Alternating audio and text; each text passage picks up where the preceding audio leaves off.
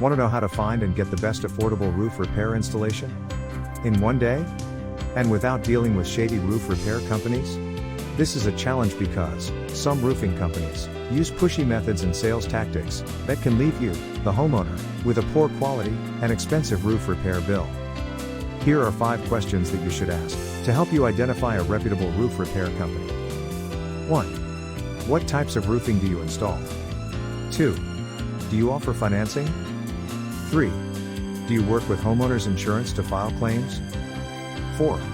Do you have a current license to do this work in my area? 5. Can you give me 2 or 3 references to check?